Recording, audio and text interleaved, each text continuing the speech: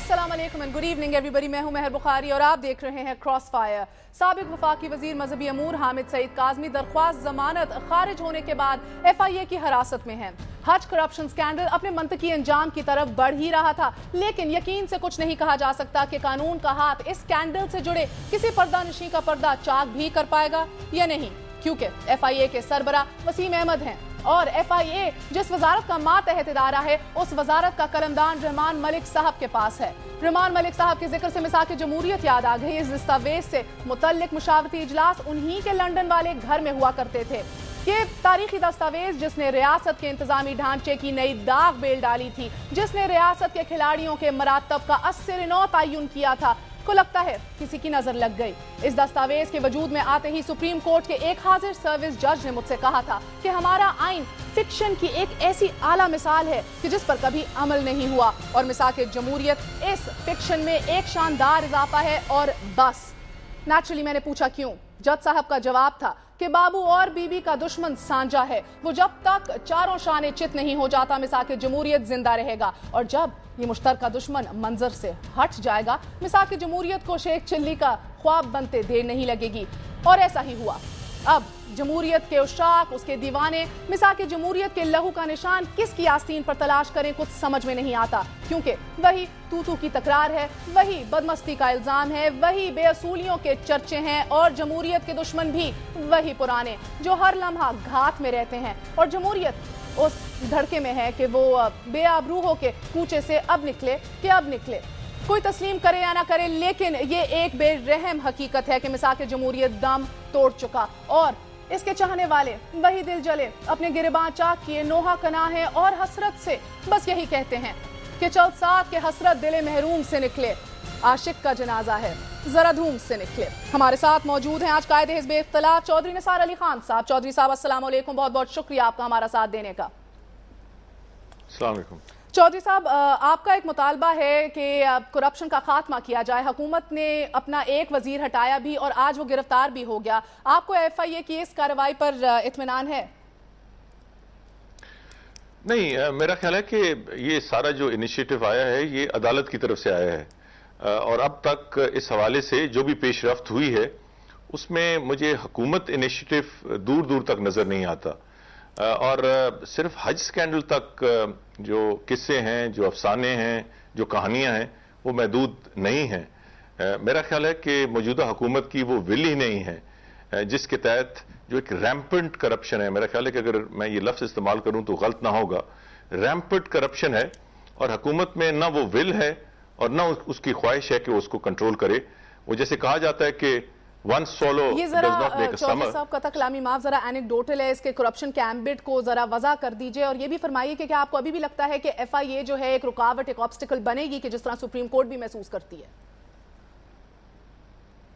नहीं, मुझे नहीं पता। FIA के तो बहुत से कॉन्टूर्स हैं, उसके बहुत से मैनिफेस्टेशंस हैं। नेचुरली ये अंडर मिनिस्ट्री ऑफ इंटीरियर है, सो जाहिर है कि उसके बारे में मैं ज्यादा तबसरा नहीं कर सकता। कोई इक्का दुक्का ऑफिसर यकीनन होगा जो अपने तय ये कोशिश करेगा कि सुप्रीम कोर्ट के जो डायरेक्शंस हैं उनको फॉलो किया जाए, मगर बतौर इदारा तो वो हुकूमत के डायरेक्शंस और रहमान मलिक साहब के डायरेक्शंस को फॉलो करेगा। हाँ, अदालत से कुछ उम्मीद की जा सकती है और अब तक जो भी पेशरफ्त हुई है वो अदालती अहकामात के मुताबिक हुई। यानी कि जिस हुकूमत और मशीनरी के बारे में आपका ये कहना है कि ये नाक तक जो है करप्शन में डूबी हुई है, क्या आपको इस हुकूमती मशीनरी से कुछ भी तवक्को है कि इस केस में ये स्कैंडल और इसके सारे मंतकी किरदार जो हैं वो अपने मंतक तक पहुंचेंगे? नहीं, दूर दूर तक नहीं।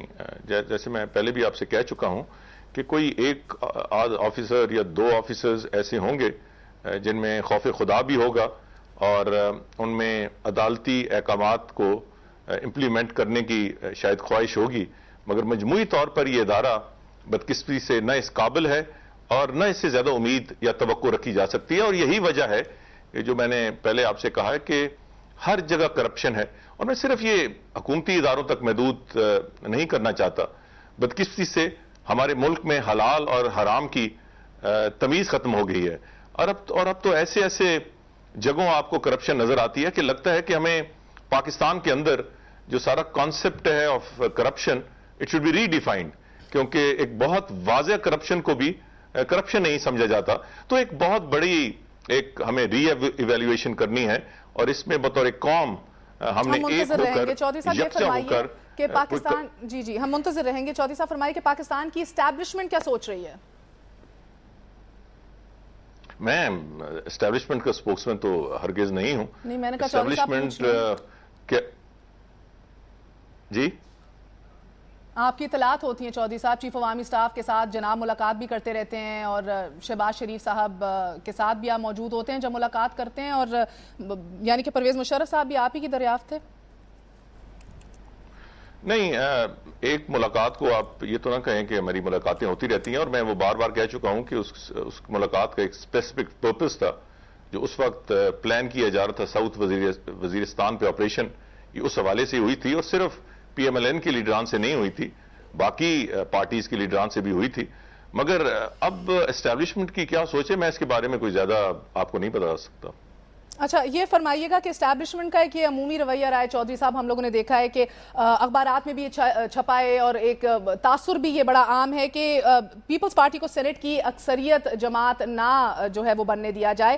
اب جیسے جیسے ہم یہ صورتحال پیپلز پارٹی کی فیور میں جاتی چلی جا رہی ہے, ہم دیکھ رہے ہیں کہ ایک دباؤ, ایک پریشر جو ہے وہ بڑھتا چلا جا رہا ہے, اس کے خلاف کیمپین بھی تیزی پکڑی ہے.